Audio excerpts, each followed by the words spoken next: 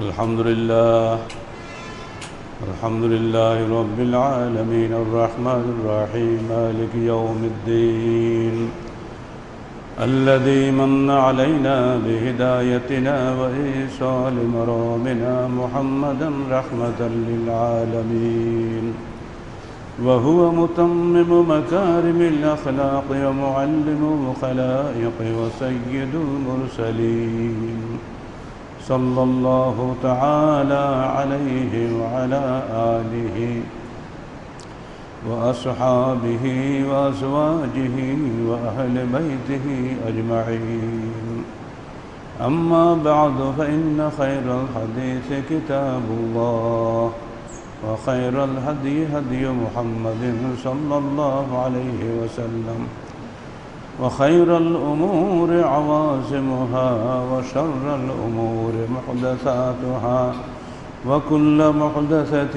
بدعة وكل بدعة ضلالة وكل ضلالة في النار فقد قال الله تعالى في الكلام المجيد فأعوذ بالله السميع العليم من الشيطان الرجيم بسم الله الرحمن الرحيم بلى من كسب سيئة وحاطت به خطيئته فأولئك أصحاب النار هم فيها خالدون والذين آمنوا وعملوا الصالحات أولئك أصحاب الجنة هم فيها خالدون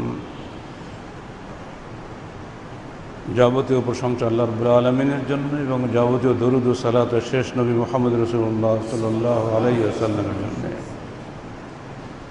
পৃথিবীতে যাবতীয় শান্তি এবং অশান্তি দুটোরই মূল কেন্দ্রবিন্দু হচ্ছে দুটি আকীদা ও বিশ্বাসের উপরে। যখন মানুষ চলে একটা লক্ষ্য নিয়ে রাস্তায় বের হয়, ঘর থেকে বের হওয়ার আগে থেকেই তার মধ্যে নিয়ত কার্যকর হয় সে কোথায় যাবে। এখন ঘর থেকে বের হয়ে যদি সে টয়লেটে যাও তথাপি নিয়ত করে আমাকে এখন টয়লেটে যেতে হবে। যদি সে সফরে বের হয় তথাপি নিয়ত করে বের হয় এখন থেকে আমাকে সফরে যেতে হবে। কোথায় যেতে হবে তা হিসাব করে মনে মনে আমাকে ঢাকায় যেতে হবে না নবাবগঞ্জ যেতে হবে। মানুষের জীবন চলার পথে দুটি লক্ষ্য আছে, একটি জান্নাত আর একটি জাহান্নাম। দুটি লক্ষ্যের দুই ধরনের মানুষ চলাফেরা করবে, দুই আকীদা নিয়ে। যাদের বিশ্বাস জাহান্নামের জন্য তারা জান্নাতের পথে যাবে, যাদের বিশ্বাস জান্নাতের জন্য তারা জান্নাতের পথে চলবে। এটাই স্বাভাবিক। দুটি কথা আল্লাহ পাক কোরআনের পরপর দুই আয়াতে বর্ণনা করেছেন এবং দুইটি পথের পথিকের বৈশিষ্ট্য বর্ণনা করে দিয়েছেন। এটা কোরআনের মাসানি নীতি, কোনো গ্রন্থে আপনি এটা পাবেন না। একই স্থানে এক বাক্যে জান্নাতের বয়ান, ঠিক পরের বাক্যে জাহান্নামের বয়ান। প্রথমে যদি জাহান্নাম থাকে পরে জান্নাত থাকবে। যেমন আমরা প্রতি জুমাতে সূরা গাশিয়া পড়ি না, এতে হাদিসুল গাশিয়া হুজু ইয়াউমাযিন খাশিয়া। এখানে আগে জাহান্নামের বয়ান এসছে, পরে যে জান্নাতের বয়ান এসছে। এটা কোরআনের সর্বত্র আপনি পাবেন। এখন সূরা বাকারা যে 81-82 আয়াত দুটি পড়লাম, আগে জাহান্নামের বয়ান আল্লাহ বলে দিচ্ছেন, জাহান্নামীদের বৈশিষ্ট্য বলে দিচ্ছেন। আর এগুলো জানা থাকলে আমাদের কষ্ট হবে না। আল্লাহ বলছেন বালা মান কাসাবা সাইয়্যাতান আহাতাত বিহি খাতিয়াতুহু ফাউলাইকা আসহাবুন নার হুম ফিহা খালিদুন। হ্যাঁ, যারা পাপ অর্জন করে, ও আহাতাত বিহি খাতিয়াতুহু, এবং পাপ তাকে বেষ্টন করে ফেলেছে। হালকা পাপ না, পাপ করতে করতে একবারে পাপ ছাড়া কিছু বুঝেই নেই, পাপ তাকে বেষ্টন করে ফেলেছে। ফাউলাইকা আসহাবুন নার হুম ফিহা খালিদুন। এরা হলো জাহান্নামের অধিবাসী এবং সেখানে তারা চিরদিন থাকবে। আপনি ওকে যতই বুঝানো ফিরবে না। আহাতাত বললে আল্লাহ পাক ওটা বুঝিয়েছেন যেসব গুনাহ মানুষ তওবা করে সেগুলো আহাতাতের মধ্যে আসে না। যেগুলো মানুষ তওবা করে না ওটাই কিন্তু এখানে বলা হচ্ছে, যারা পাপ তাকে বেষ্টন করে ফেলে যখন, সে চিরদিনের জন্য জাহান্নামী হয়ে যায়। যেমন যারা কাফের, মুশরিক, মুনাফিক, এই লোকগুলো এই দলভুক্ত। এর মধ্যে তিনটা ভাগ আছে। একদল টোটালি আল্লাহকে অবিশ্বাস করে, যাদের কাফের বলা হয়। আর একদল বিশ্বাস করে কিন্তু কপট বিশ্বাসীর সুবিধা মতো, যেখানে করলে দুনিয়াবি কোনো ক্ষতি হয় না সেটুকু করে, যেটুকু করলে দুনিয়ায় ক্ষতি হয় সেটুকু করে না। প্রচণ্ড শীতে কেতা বলে ঠেলে উঠে উজু করে মসজিদে আসা, এটা স্বাস্থ্যের ক্ষতি হয়। অতএব ওই সময় মসজিদে না আসে লেবের মধ্যে শুয়ে শুয়ে বিড়ি খাও, সিগারেট খাও, তাও ভালো। কিন্তু এখন যাব না, গেলে জোহরের সময় যাব অথবা আসরের সময় যাব যখন শীত কমে। এটাও সুবিধাবাদী কপট বিশ্বাসী একদল মানুষ আছে, এটাও স্থায়ীভাবে জাহান্নামী। আর একদল হচ্ছে কারা, যারা দুনিয়াটাকে ভালোভাবে লুটিপুটি ভোগ করতে চায়, আর করতে গিয়ে যদি মনে হয় যে ইসলাম ফলো করলে লাভ আছে তাহলে হবে। ছোট্ট একটা উদাহরণ দিলে বুঝতে পারবেন। হুদায়বিয়ার সন্ধি হয়ে গেল, আল্লাহ রসুল হুদায়বিয়া থেকে মদিনায় রিটার্ন ব্যাক করলেন। আল্লাহর হুকুম হয়ে গেল, তোমাদের সামনে এমন একটা যুদ্ধ আসতেছে যে যুদ্ধে তোমরা মাগানেমা কাসীর, বহু গনিমত তোমরা পাবে। এটা তোমাদের হুদায়বিয়ার যে ফিরে আসলে হেনিকর একটা সন্ধির কারণে তোমাদের মন সবাই খারাপ, তা তোমাদের সুসংবাদ দিচ্ছি, ভয়ের কোনো কারণ নাই। হুদায়বিয়া থেকে ফিরে আসার পরপরই খায়বরের যুদ্ধের ঘোষণা হয়ে গেল। মুনাফিক যারা হুদায়বিয়া যায়নি তারা এখন বলল, হে রসুল আমরাও যুদ্ধে যাব। আল্লাহ রসুল বললেন ঠিক আছে। একজনকে বললেন ঘোষণা জারি করে দাও, যুদ্ধে যাবে সিরফ জিহাদের জন্য, আল্লাহকে খুশি করার জন্য, কোনো গনিমত পাবে না। এই ঘোষণা শোনার পরে এই যে সমস্ত মুসল্লিরা সব যাওয়ার জন্য নাচতেছিল সব পালাইছে। তো গনিমত জন পাবো না তো গিয়ে লাভটা কি, খালি জান দেবো নাকি? আর একটাও নেই। শেষকালে মাত্র যারা গিয়েছিল হুদায়বিয়াতে 1400, ওদেরকে নিয়ে আল্লাহ রসুল চললেন খায়বরের যুদ্ধে। এটা একটা বাস্তব ঘটনা আপনার শুনালাম, যে এই দুনিয়ার লোভ মানুষটা কীভাবে যাচ্ছে জেহাদে, তাও আসলে জেহাদ উদ্দেশ্য না।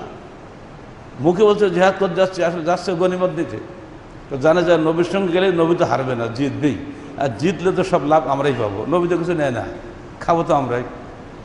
কত দুষ্ট দেখায়। এই লোক চিরদিন ছিল, নবীর যুগে ছিল, এই যুগেও থাকবে, এটা নিয়ে দুশ্চিন্তা করে কোনো লাভ নেই। উদাহরণটা নবীর যুগ দিলাম কেন? আপনারা ভাববেন নবীর যুগ মানে হলো একেবারে পীর সাহেবের যুগ, ওখানে কোনো দুষ্ট লোক নাই। তার পিছনে অলওয়েজ দুষ্ট লোক ছিল।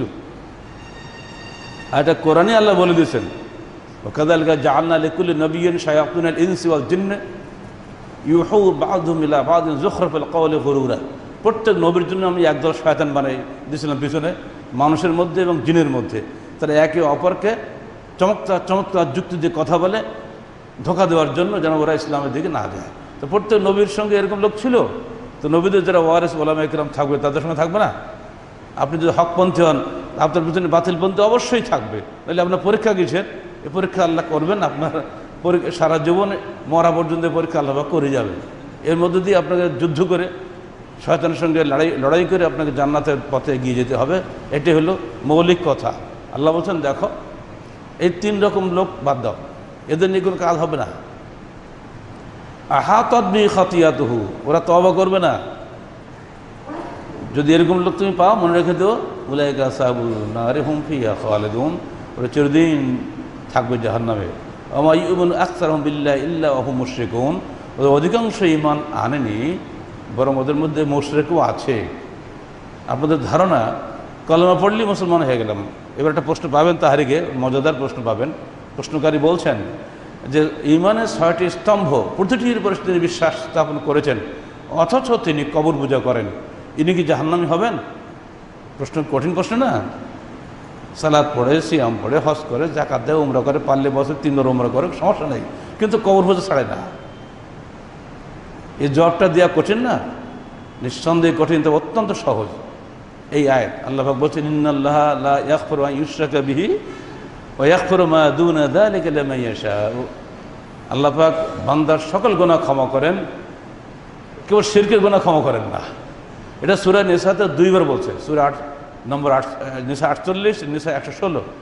এরপরে যে সূরা মায়দা 72 আয়াতের কঠিন ভাষা ব্যবহার করেছেন আল্লাহ পাক, ওমান ইউশরিক বিল্লাহি ফাকাদ হারামাল্লাহু আলাইহিল জান্নাহ ওয়া মাআওয়াহুন নার ওয়া মা লাহু ফিল আখিরাতি মিন আনসার ওয়া মা লিল যালিমিনা মিন আনসার। মান ইউশরিক বিল্লাহ, যে ব্যক্তি আল্লাহর সঙ্গে শিরক করলো, ফাকাদ হাররামাল্লাহু আলাইহিল জান্নাহ, তার জন্য আল্লাহ পাক জান্নাতকে হারাম করে দিলেন। ভাষা কঠিন হয়ে গেল না এতে? জান্নাত হারাম হলে আর কি হয়, ঢুকবে কেউ সেখানে? ফাকাদ হাররামাল্লাহু আলাইহিল জান্নাহ, আল্লাহ পাক তার উপরে জান্নাতকে হারাম করে দিবেন। ওয়া মাওয়াহুন নার, তার ঠিকানা হচ্ছে জাহান্নাম। ওয়া মা লিয-যালিমিন মিন আনসার, এবং তার এইসব জালেমদের জন্য কোনো সাহায্যকারী কিয়ামত দিন হবে না, অর্থাৎ আমার নবী তাকে শাফাত করবেন না। আপনি বিপদগ্রস্ত মানুষ, বিপদ থেকে মুক্তির জন্য কার কাছে চাইবেন?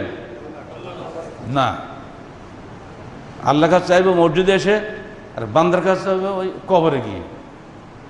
তাও জ্যান্ত বান্দা হলে হয় মরা বান্দা, যার কোনো খবরই নেই, হাড়াহাড়ি কিছুই নেই তার মধ্যে, ও তার কাছে চাইবে। যদি এই দুই দিকে আকীদা হয়, শিরক হলো না? শিরক বোঝেন তো? শিরক কোনো কঠিন বিষয় না, এটাই তো শিরক। আপনার ছেলে অসুস্থ হয়েছে, রোগগ্রস্ত সবার হয়ে থাকে, অসুস্থ সন্তানের মুক্তির জন্য আপনি কার কাছে প্রার্থনা করবেন? আল্লাহর কাছে। ইয়া শাফি, ইয়া শাফি ইশফি ইবনি, আল্লাহ হে শাফা দানকারী, তুমি আমার বাচ্চাকে সেবা দাও। এই তো বাপ মা কাঁদবে, আল্লাহ কাছে কাঁদবে। আল্লাহ যদি মনে করেন যে বাচ্চাকে আমি বাঁচিয়ে দেবো, যে ওষুধ খেলে তার রোগ সারবে, ওই ডাক্তার তার বাড়ি হেঁটে চলে আসবে, ওটা টাকা লাগবে না, আসতেই হবে ওকে। যে ওষুধ খেলে সারে, ওষুধ আপনার ঠোঁটে চলে আসবে, ঠেকাতে পারবে না কেউ। আর যদি আল্লাহ পাক সারাইতে না চান, ডাক্তার গুলি খাওয়ালে কিচ্ছু হবে। এই বিশ্বাসটাই তো তৌহিদ, তাই না? আর যদি দুই দিকে টাল রাখি তা কি হবে? শিরক, পরিষ্কার শিরক। আমি পায়ে হোঁচট খাচ্ছি আর বলছি বাপরে বাবা নাখোশ হয়েছে, অত আজকে আর ঢাকা যাব না। ও আল্লাহ খুশি হলে কি না খুশি দেখার দরকার নেই। বাবার নাখোশ হয়েছে, অতএব দৌড়ি চলে এসে বাবার কবরে, পকেটে যা ছিল ঢাকা যাওয়ার পয়সা সব বাবার কবরে দিয়ে দিল, বাবা তুমি খুশি হও, আমি কালকে যাব। এই যদি আকীদা হয়, ও সালাত, সিয়াম, হজ, যাকাত কিছু কাজে লাগবে? অতএব সাবধান। ওয়া হাতাত বি খাতিয়াতুহু, এদের পাপ এদেরকে বেষ্টন করে ফেলেছে। আপনি যতই বুঝান না কেন, কিছুই বুঝবে না। আমার হুজুরকে কিছুই বোঝে না, এইসব কোরআনে আয়াতে আমরা, আমার হুজুরেরা বোঝে না, তুমি খালি একালি বোঝো। এমন বেষ্টন করে ফেলেছে, ও কোনো যুক্তি বুদ্ধির মধ্যে ঢুকবে না। অথচ আল্লাহ রসুলের স্ত্রীর হার হারিয়ে যাচ্ছে। মা আয়েশা সিদ্দিকা রাদিয়াল্লাহু আনহা বনু মুস্তালিক যুদ্ধে, সে হার স্বামী রসুল নিজে খুঁজে পায় না, আর তোমার মরা পীর গরু খুঁজে পায়। কত বেয়াদবি কারবার, চিন্তা করা যায় নাকি? এগুলো বললে তো আপনারা দুঃখ পাবেন, কিন্তু বলতে হবেই। সমাজ এত নিকৃষ্ট হয়ে গেছে, বড় বড় পাগধারী ওলামায়ে কেরাম, তাতে আপনারা ওলামায়ে কেরাম বলি আমরা, আউলিয়া নাম দিয়ে চলে যাচ্ছে। আল্লাহ রসুল মারা গেছেন, এটা বলতে তো লজ্জা। রসুল মারা যাননি, তিনি বেঁচে আছেন, কবরে গিয়ে ইন্তেকাল করেছেন, ভূপৃষ্ঠ থেকে ভূগর্ভে চলে গেছে। ঠিক অনুরূপভাবে ইন্না আউলিয়া আল্লাহি লা ইয়ামুতুন, ভাবখানে এই নবীর আউলিয়ারাও মরে না। তাদের আকীদা যদি এটাই হয় আল্লাহ নিরাকার, যদি আকীদা এটাই হয় রসুল নূরের নবী, যদি আকীদা এটাই হয় যে নবীগণ মরেন না, পীররা মরে নাই, যদি আকীদা এটাই হয়, তো এই আকীদা দিয়ে সে কি কামাই করবে? আকীদাই হলো নষ্ট। সালাস রফরদানরা করলেই বা কি, না করলেই বা কি, কিছুই যায় আসে না। আসল বিষয়টা আকীদা। এখানে আল্লাহ পাক ইঙ্গিত দিচ্ছেন, হাতাত বি খাতিয়াতুহু ফাউলাইকা আসহাবুন নার হুম ফিহা খালিদুন। মনে রেখে দিও, গুনাহ করতে করতে করতে করতে এমন হয়েছে, পাপিষ্ঠ অন্তর হয়ে গেছে। কাল্লা বাল রানা আলা কুলুবিহিম, ওদের অন্তরটা জং ধরা হয়ে গেছে, ওটা হবে না, ঘষি মেজে লাভ নাই, কলবটা নষ্ট। অতএব এদের ব্যাপারে ঠিকানা হচ্ছে ফাউলাইকা আসহাবুন নার হুম ফিহা খালিদুন। তিন ধরনের লোক পাওয়া গেল। সাধারণ অপরাধ যারা করে তারা তওবা করে, এরা ইনশাআল্লাহ আল্লাহর মেহরবানিতে জান্নাত পাবে। এবং কবিরা গুনাহ করে যদি মারা যায়, তওবা না করে যদি মরে চলে যায়, তথাপি শেষ নবী মুহাম্মদ রাসূলুল্লাহ সাল্লাল্লাহু আলাইহি সাল্লামের শাফাআত ক্রমে তারা একদিন একদিন জান্নাতে ফিরে আসবে। আবু যর গফারিতে হাদিস এসেছে, একদিন আল্লাহ রাসূল বললেন, দেখো ঈমান হলো ছাতার মতো, এই যখন মুমিন পাপ করে তো ঈমানটা বেরিয়ে মাথার পরে ছায়া দেয়, কাজদুল্লাহ। তো সাহাবী আবু যর গফারি অত্যন্ত মুত্তাকি পরহেজগার লোক ছিলেন। উনি বলছেন, ওয়াইন জানা ওয়াইন সারাকা, যদি জেনা করে, চুরি করে, তথাপি কেউ জান্নাত হবে? আল্লাহ রাসূল বলছেন, হ্যাঁ ওয়াইন জানা ওয়াইন সারাকা, ও ও যদি জেনাও করে, চুরি করে, তথাপিও জান্নাতে যাবে। কিন্তু ওয়াইন আশরাকে কিন্তু আল্লাহ রাসূল বলেন নাই, যদি শিরক করে এ কথা কিন্তু বলেন নাই। এই হাদিসটা মেশকাতে প্রথম দিকে আপনারা পাবেন। বান্দা যত জেনাও করে, চুরিও করে, তথাপি যদি ক্ষমা চায় আল্লাহর কাছে, কেঁদে বলে আল্লাহ পাপ করেছে ক্ষমা করো, আল্লাহ তাকে ক্ষমা করে দেয়। কিন্তু যদি শিরক করে আল্লাহ তাকে কোশ্চিনকালে ক্ষমা করবে না, যতই টুপি দাঁড়িয়ে আল্লাহ কোন লাভ হবে না। এই দুই ধরনের, তিন ধরনের যে পাপিষ্ঠ ব্যক্তির কথা হাদিসে পাওয়া যায়, কোরআনে পাওয়া যায়। একটি কথায় যথেষ্ট হয়ে যায়, যেখানে আল্লাহ পাক বলছেন সূরা নিসা বোধহয় 140 কি 35 আয়াত হবে, ইন্নাল্লাহা জামিউল মুনাফিকিনা ওয়াল কাফিরিনা ফি জাহান্নাম জামিয়া। আল্লাহ পাক মুনাফিক ও কাফেরদেরকে জাহান্নামে জমা করবেন একসাথে। মুনাফিক তো 5 ওয়াক্ত সালাত আদায় করে, আর কাফের তো সালাতই আদায় করে না, দুটোকে একসাথে কেন রাখবে? কারণটা কি? ওর সালাত কোন কাজে লাগবে না। ফাওয়াইলুল লিল মুসাল্লিন আল্লাযিনা হুম আন সালাতিহিম সাহুন ওয়াল্লাযিনা হুম ইউরাউন। এরা মানুষকে দেখানো সালাত আদায় করে, দেখানো দিনদারি করে, দেখানো পরহেজগারি করে, দেখানো হজ ওমরা করে, এগুলো তো কোনো কাজ হবে না। তো এদের স্থান কাফেরদের স্থান একসঙ্গে। বরং আল্লাহ পাক সূরা নিসাতেই ব্যাখ্যা দিচ্ছেন, ইন্নাল মুনাফিকিনা ফি দারকিল আসফালি মিনান নার। কাফেরদেরও এক দরজার নিচে থাকবে মুনাফিকরা। তাহলে এখন তো সমস্যার বেশি হয়ে গেল না? কাফেররা এই মসজিদে সালাত আদায় করতে আসে না, মুনাফিকরা মসজিদ ভরে দেয়। তাহলে এই মসজিদ মুসল্লিরাও জাহান্নামী হবে, মন্দিরের কাফেররাও জাহান্নামী হবে। পার্থক্যটা কী হলো? বরং যদি জাহান্নামে গেলে আমাদের স্থান নিচে হবে। কারণটা কি? আমরা খুতবা শুনতাম, হাদিস পড়তাম, কোরআন পড়তাম, আমল করতাম না। আর ওরা জানে না তো কী করবে? ওরা যেহেতু মূর্খ, ওরা জানে না, কোরআন হাদিস পড়েনি, আল্লাহ তবু আর যাবা, তোরা তো জাহান্নামে গেলে তোদের এক দরজা উপরে থাক, যেহেতু তোরা জানতিস না। এরা জেনে শুনে পাপ করেছে, এদের একটু নিচে থাকো। এগুলো আমাদের শিক্ষণীয় বিষয়। এরপরে আল্লাহ পাক বলছেন, ওয়াল্লাযীনা আমানু ওয়া আমিলুস সালিহাত উলাইকা সাহাবুল জান্নাহ হুম ফিহা খালিদুন। পক্ষান্তরে যারা বিশ্বাস স্থাপন করেছে এবং সৎকর্মসমূহ সম্পাদন করেছে, তারা জান্নাতের অধিবাসী হবে এবং সেখানে চিরদিন থাকবে। সূরা বাকারার আয়াত দুটি সামনে রাখেন। এবার আসেন এর ব্যাখ্যায় রাসূল আকরাম সাল্লাল্লাহু আলাইহি সাল্লাম আমাদেরকে কি বলছেন। কারণ রসুল এসেছেন তো কোরআনের ব্যাখ্যা দেওয়ার জন্য, তাই না? তার ব্যাখ্যাটা আরো চমৎকার।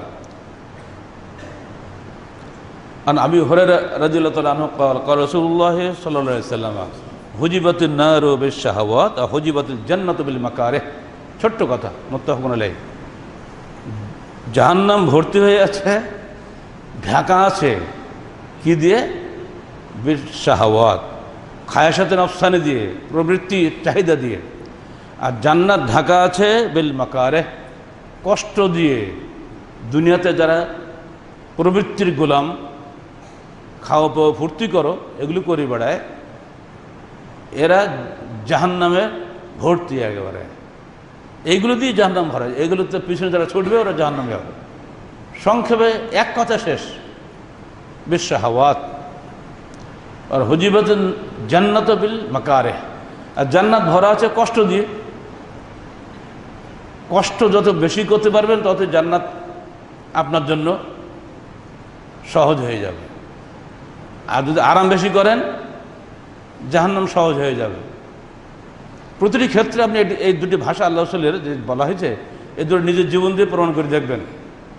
আজকে ঝড় হয়েছে, কি আরামে যে ঘুমটা হইল, কি ঠিক না? অধিকাংশ মুসল্লি বোধহয় ফজর সালাত আদায় করেনি, কালেও করেনি, আজও করে। আমার বেয়াদবি নেবেন না, আমি অভিজ্ঞতা বলছি, কারণ ছাত্রদের থাকি তো দেখতে পাই। মসজিদ খালি, মসজিদে মুরসিয়া খাঁ হে কে নামাজি না রহে, আনি ও সাহেবে আউসাফে হেজাজি না রহে। আল্লামা ইকবাল তাই দুঃখ করে বলছেন, মসজিদগুলো কাঁদছে শোকে, হায় কোথায় গেলে মুসল্লিরা আমার। জবাব ইকবাল দিচ্ছেন, আনি ও সাহেবে আউসাফে হেজাজি না রহে। মক্কা মদিনার সে গুণাবলী তো ওরা হারিয়ে ফেলেছে, ওরা নাম কষ্ট মুসলমান। অর্থাৎ হে মসজিদ তুমি শান্ত হও, কিয়ামতের মাঠে আল্লাহ পাক ওদের ফয়সালা করবে। ইয়াউমাইযিন তুহাদ্দিসু আখবারহা, একদিন এই মাটি তার খবর সম্পর্কে আল্লাহকে জানিয়ে দেবে, হে আল্লাহ, লক্ষ লক্ষ টাকা দিয়ে এখানে মসজিদ করা হয়েছিল, মুসল্লিকে জুম্মার দিনে আসে, অন্যদিন পাই না। হে মাটি, আমি আল্লাহ তোমাকে সাক্ষী দিচ্ছি, আমার বুকের উপরে এই মুসল্লি অমুক দিন ছিল, অমুক মুসল্লি ছিল না। কোন দিন ছিল না?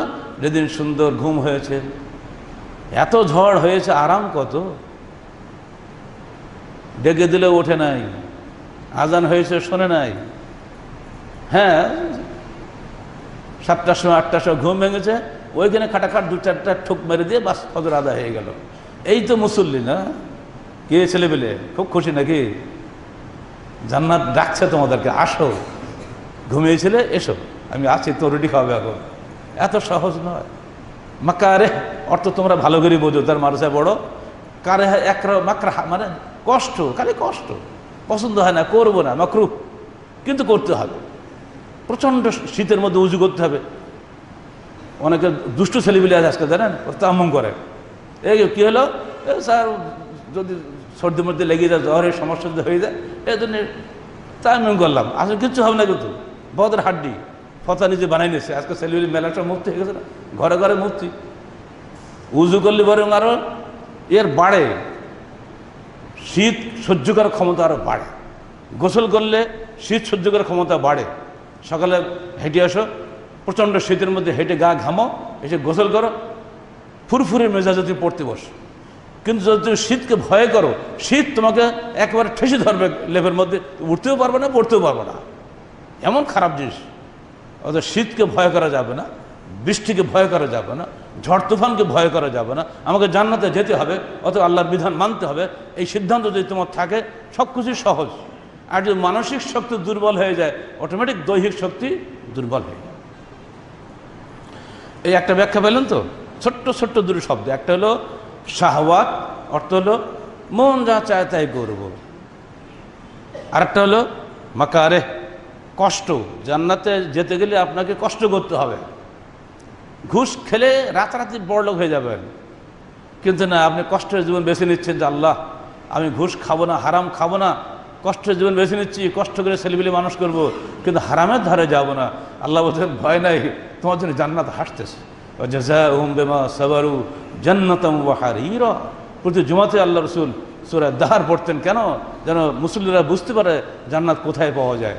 তোমরা যে দুনিয়া কষ্ট করেছিলে, সবর করেছিলে, তোমাদের প্রতিদান হচ্ছে জান্নাতাম ওয়া হারিরা মুত্তাকিঈনা ফীহা আলাল আরাইক লা ইয়ারাউনা ফীহা শামসান ওয়ালা জামহারিরা। তোমাদের জাযা, তোমাদের প্রতিদান হচ্ছে সিরেফ জান্নাত। সেখানে তুমি ঠেস দিয়ে বসে থাকবে আরামের কেদারায়। মুত্তাকিঈনা ফীহা আলাল আরাইক, যেরকম বিছানা দুনিয়া তুমি কখনো পাও নাই। একটা খাট কিনতে তোমার জান বেরিয়ে যায়, 2 মাসের বেতন দিয়ে একটা খাট বানাচ্ছ, আর তোমার জন্য খাট তো পড়ে আছে, আল্লাহ জান্নাতে বানিয়ে রাখছে, যে খাট মানুষ কখনো দেখে নেই। আদাত্তু লিইবাদিয়াস সালিহিন মা লা আইনুন রাআত ওয়ালা উযুনুন সামিআত ওয়ালা খাতরা আলা কলবি বাশার। আমি আমার সৎকর্মশীল বান্দাদের জন্য বানিয়ে রেখেছি এমন জান্নাত যা কখনোই বান্দা কল্পনা করেনি, যা চোখ কখনো দেখেনি, হৃদয় যা কল্পনা করেনি, কান যা কখনো শোনেনি। হে বান্দা, এগিয়ে এসো সেই জান্নাতের জন্য, ছাড়াও দুনিয়ার এই কষ্ট, পাবে তোমার জন্য যাবতীয় সুখ সম্ভার প্রস্তুত হয়ে আছে জান্নাতের মধ্যে। আমরা কেন সেদিকে এগিয়ে যেতে পারি না? তাই দুটো বস্তু, শাহওয়াত ছাড়তে হবে, জান্নাত পাবেন, কষ্ট করতে হবে, জান্নাত পাবেন। আর যদি প্রবৃত্তির গোলাম হন, জাহান্নামে চলে যাবেন। অতএব ছোট্ট দুটি শব্দ দিয়ে এই আগের আয়াতগুলির ব্যাখ্যা আল্লাহ রাসূল করে দিয়েছেন, ওটা আপনার শুনিয়ে দিলাম। এবার একটা বড় হাদিস শোনেন। ওয়ান আবি সাঈদ আল খুদরি, বিখ্যাত সাহাবী রাদিয়াল্লাহু তাআলা আনহু قال আন্না রাসূলুল্লাহ সাল্লাল্লাহু আলাইহি ওয়াসাল্লাম قال, রাসূল আকরাম সাল্লাল্লাহু আলাইহি ওয়াসাল্লাম একদিন বললেন, ইন্না মিম্মা আখাফু আলাইকুম মিন বাদি মা ইফতাতাহু আলাইকুম মিন যাহরাতিদ দুনিয়া। হে আমার সাহাবীরা, আমার মৃত্যুর পরে আমি তোমাদের ব্যাপারে ভয় পাচ্ছি একটি বিষয়, সেটি এই যে তোমরা দুনিয়াবি সচ্ছলতা খুব বেশি লাভ করবে, খুবই পাবে একেবারে। আল্লাহ রাসূল সাল্লাল্লাহু আলাইহি ওয়াসাল্লাম করতেন খেজুর গাছের গুড়ি আর খেজুর পাতার চাল, এই তো। আর আমরা কোথায় বসে আছি? এরও শুকরিয়া আদায় করা লাগবে না? কতগুলো ফ্যান ঘুরতেছে মাথার উপর দিয়ে,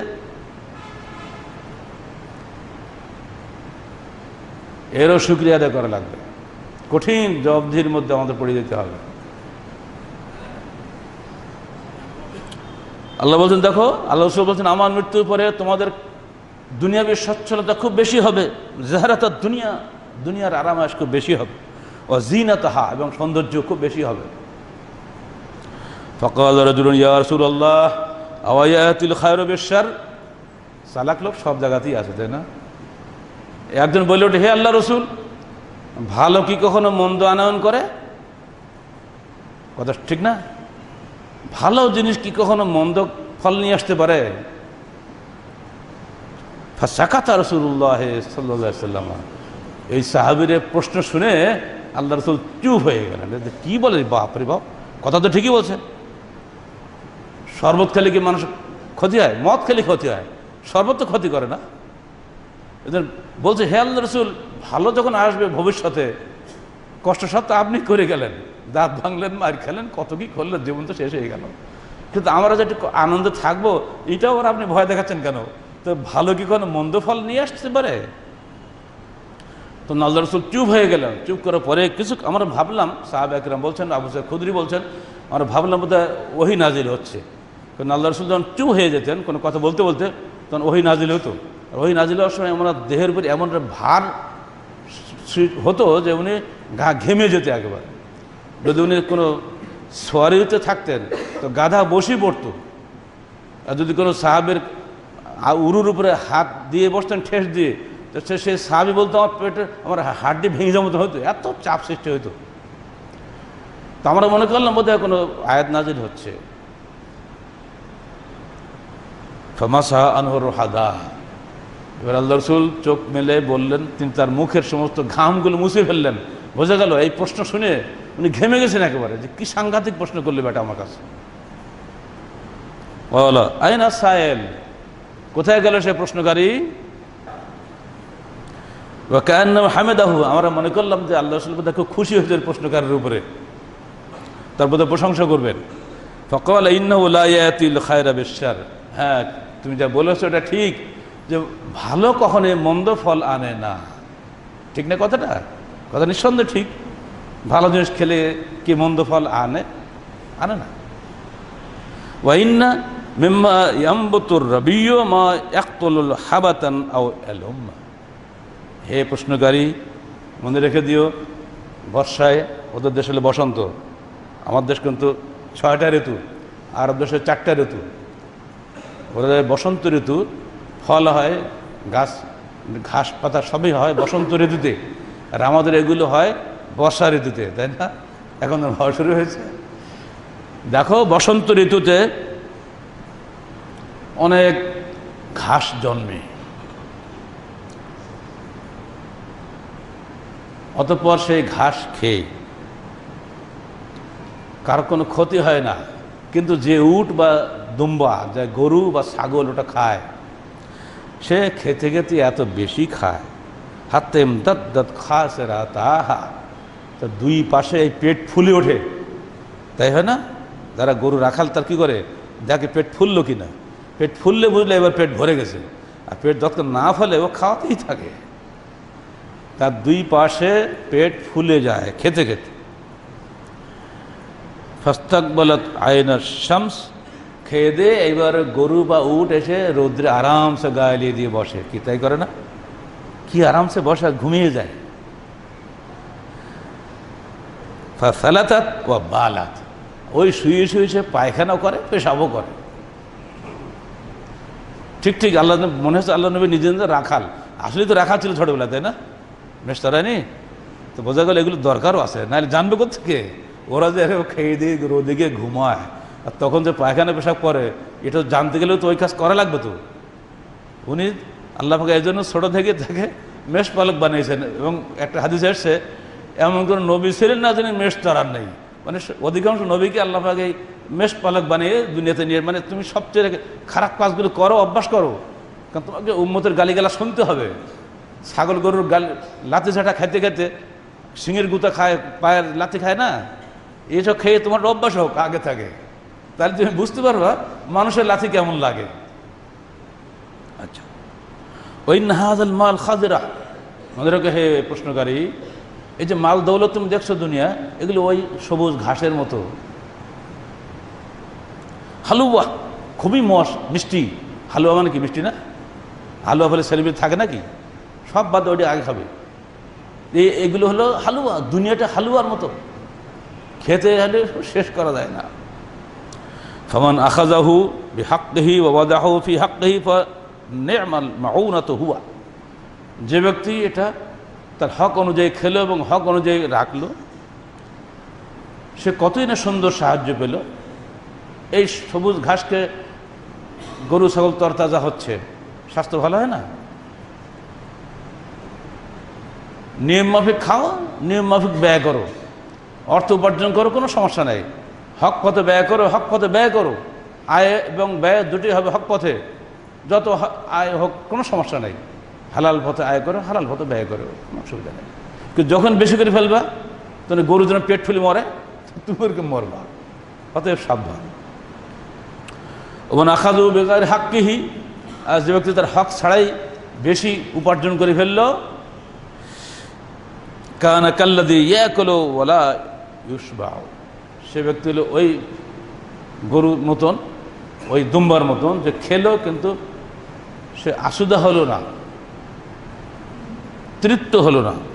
ওয়ায়াকুনু শাহীদান আলাইহি ইয়াওমাল কিয়ামা, ওই মাল একদিন তার বিরুদ্ধে কিয়ামতের মাঠে সাক্ষী হবে।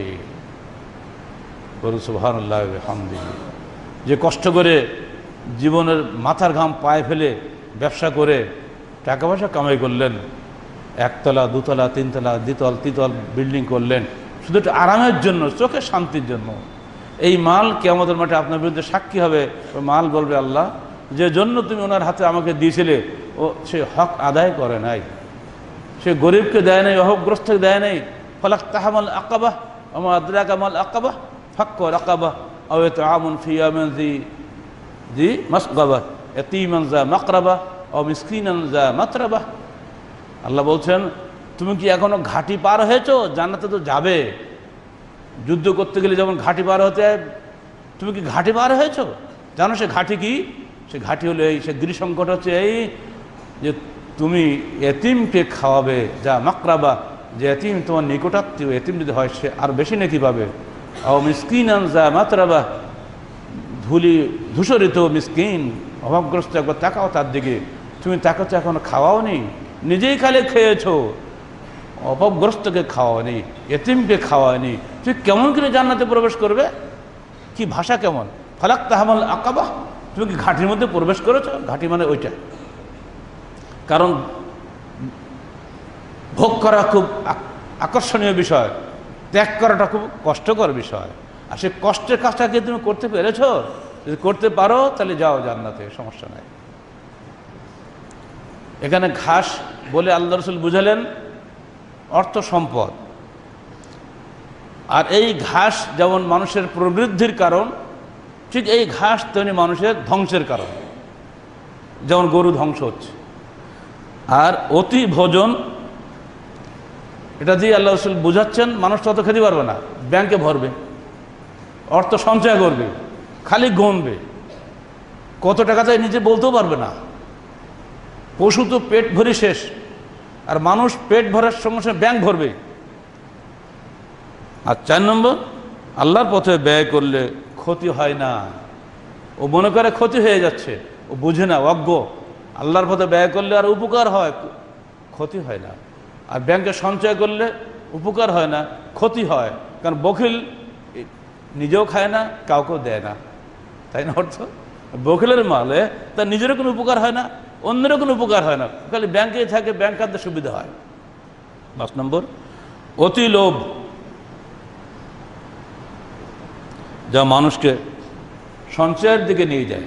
সঞ্চয়ের মূল কারণটাকে লোভ। যার লোভ কম সে সঞ্চয় কম করে, যার লোভ বেশি সঞ্চয় বেশি করে। আর সঞ্চয় করলেই সমস্যা। ওই অর্থগুলো কিয়ামতের মাঠে ফায়াকুনু শাহীদান আলাইহি ইয়াওমাল কিয়ামা, ব্যাংকের সঞ্চিত অর্থ কবরে ঢুকলেই বলবে, আনা মালুকা আনা মালুকা আলা কানজুকা, আমি তোমার সেই মাল, আমি তোমার সেই হিসাব নিকাশ সব আমি। এবার শুরু হবে মায়ের হাদিদ, লোহার ডান্ডা দিয়ে পিটাবে। আর সব তো আপনারা জানেন, জিবাহুম ও জুনুবহুম, আর ডানে বামে আগুনের স্যাক দিয়ে দিয়ে তাকে শেষ করে দেওয়া হবে। এগুলো কিছুই না, সারা জীবনের অর্থ সম্পদ যেগুলো সঞ্চিত আছে। মুসলমান সঞ্চয় করে না, খালি ব্যয় করে। আয় ব্যয়, আয় ব্যয়। রাইস মিল চলে, পানি টানে পানি ছাড়ে, পানি টানে পানি ছাড়ে, খালি টানে, যদি ছাড়ে, যদি না ছাড়ে রাইস মিল চলবে? শেষ। ঠিক অমনি করে মুসলমান হালাল পথে আয় করবে, ব্যয় করবে। আল্লাহ পাক কাউকে ধনী করবেন, কাউকে গরিব করবেন, এটা আল্লাহরই বান্দা। এই আয় এবং ব্যয় দুটোই সমানে থাকতে হবে, তাহলে ওই অর্থ সম্পদ মানুষের কাজে লাগবে। যারা দুনিয়াতে জান্নাতি হবে তাদের কষ্ট করতে হবে, কষ্টের বিনিময়ে মানুষ জান্নাত পায়। বহু নেককার মানুষ, সৎকর্মশীল মানুষ কত কষ্ট করছে, আমাদের চোখের সামনে দেখতে পাচ্ছি আমরা। মানুষ ধারণা করে এরাই হলো সবচেয়ে আসলে আল্লাহর অপ্রিয় বান্দা, আমি প্রিয় বলি তো আল্লাহ আমাকে এত ধন সম্পদ দিয়েছে। এই ধারণাটাই ভুল। অতএব যারা কষ্ট করছেন তারা এই কষ্টের বিনিময়ে আসলে আল্লাহর কাছে চাইতে হবে, দুনিয়ার মানুষের কাছে নয়। জাযাউহুম বিমা সাবারু জান্নাতুম ওয়া হারিরা। সবর করেছেন, দুনিয়াতে কষ্ট করেছেন, এর একমাত্র জাযা আল্লাহর কাছে জান্নাতুম ওয়া হারিরা, জান্নাত এবং রেশমি পোশাক। অতএব সাবধান, কোনো কষ্টের কোনো কারণ নাই। আল্লাহ পাকের আয়াতগুলো পরপর দুটো আবার মনে করে দিই। আল্লাহ পাক বলছেন, বালা মান কাসাবা সাইয়্যাতান ওয়া হাতাত বিহি খাতিয়াতুহু ফাউলাইকা আসহাবুন নার হুম ফিহা খালিদুন। হ্যাঁ, যারা অর্জন করেছে পাপ এবং পাপ তাকে বেষ্টন করে ফেলেছে, তারা হবে জাহান্নামের অধিবাসী এবং সেখানে চিরদিন তারা থাকবে। পক্ষান্তরে যারা ঈমান এনেছে এবং সৎকর্মসমূহ সম্পাদন করেছে তারা জান্নাতের অধিবাসী হবে এবং সেখানে তারা চিরকাল থাকবে। এখন আমাদের পথ বেছে নিতে হবে কোন দিকে আমরা যেতে চাই। যদি জান্নাতে যেতে চাই, আল্লাহ রসুলের ভাষায় মাকারে, কষ্ট সহ্য করতে হবে। আর যদি জাহান্নামে যেতে চাই, শাহওয়াত, মন যা চায় তাই করবেন, স্বাধীনভাবে কেউ আপনাকে ঠেকাবে না, কিন্তু রাস্তা কিন্তু জাহান্নাম মধ্যে রেখে দেবেন। তো জান্নাত এবং জাহান্নামের রাস্তা দুটো ক্লিয়ার জানার পরে এখন মনে হয় বান্দার চলার পথ সহজ হবে। আল্লাহ বান্দাকে মাঝে মাঝে পরীক্ষা করে দুটো জিনিস দিয়ে, কষ্ট দিয়ে এবং সম্পদ দিয়ে। সম্পদ দিয়ে কখনো মুমিন বিপথে যায় না। সে সম্পদ পেলেই মনে করে এইবার তো আল্লাহ আমাকে পরীক্ষা ফেলেছে। ওই যে গরু যেরকম ঘাস খেয়ে পেট ফুলি মরেছে, আমি কি সম্পদ নিয়ে পেট ফুলি মরবো নাকি? চলবে না, আল্লাহর পথে ব্যয় করো। আর যে শাহওয়াতের গোলাম হয়, প্রবৃত্তির গোলাম হয়, সেটা পেয়ে লাফায়, এই তো পেয়েছি, এবার ওকে মারবো, ওকে ধরবো, ওকে হটাবো, আমি চেয়ারম্যান হবো, শুরু হয়ে যায় খেলা। দুটো মানুষের দুটো লক্ষ্য, অত লক্ষ্য নির্ধারণ করুন কোথায় আমরা যাবো। জান্নাতে যেতে হয় তাহলে এই গুণাবলী অর্জন করতে হবে, জাহান্নামে যেতে হয় তাহলে লোভনীয় পথ রাস্তা খোলা আছে। আল্লাহ পাক আমাদের সবাইকে জান্নাতুল ফিরদাউসে লক্ষ্য নির্ধারণের তৌফিক দান করুন। আমিন। আকুলু কওলি হাযা আস্তাগফিরুল্লাহ লি ওয়া লাকুম ওয়া লিসাইরিল মুসলিমিন।